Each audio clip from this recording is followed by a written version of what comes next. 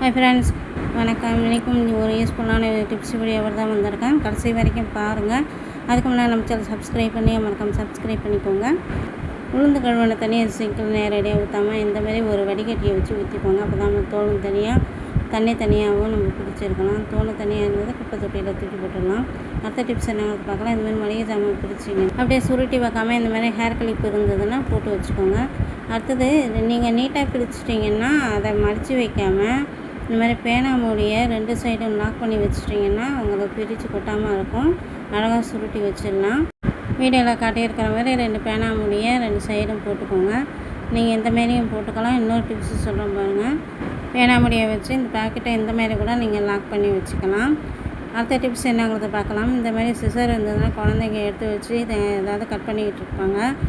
அவங்க கையில் கிடைச்சாலும் கட் பண்ண முடியாத அளவுக்கு இந்த மாதிரி லாக் பண்ணி வச்சிடலாம்.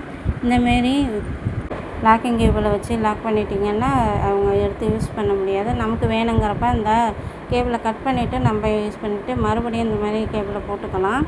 அடுத்த டிப்ஸ் என்னங்கிறத பார்க்கலாம். இந்தமாரி ஸ்நாக்ஸ் பேக்கெட்டை பிரிச்சிங்கன்னா அதுமாதிரி ரப்பர் பேண்டு போட்டு வச்சிட்டிங்கன்னா காற்று போகாமல் இருக்கும். அடுத்தது இந்த மாதிரி காலண்டரில் ஒரு பேனா வந்து சொருவி வச்சிட்டிங்கன்னா நம்ம முக்கியமான நாள் என்னங்கிறத டக்குன்னு பேனா எடுத்து குறிச்சி வச்சுக்கலாம். நம்ம தேடும்போது பேனா கிடைக்காது. இதுமாதிரி நம்ம இந்த காலண்டரில் சொருவி வச்சிட்டோம்னா டக்குன்னு இந்த மாதிரி குறித்து வச்சுட்டு திரும்பி நம்ம காலண்டரில் பேனா மாட்டி வச்சுக்கலாம். இன்றைக்கி சாம்பாருக்கு பருப்பு வேக வைக்கும்போது கழனி தண்ணியை ஊற்றி வேக வச்சிங்கன்னா டேஸ்ட் நல்லாயிருக்கும். அதேமாதிரி புளிக்கு பதில் எலுமிச்சை சாறு ஊற்றினீங்கன்னா டேஸ்ட் நல்லாயிருக்கும்.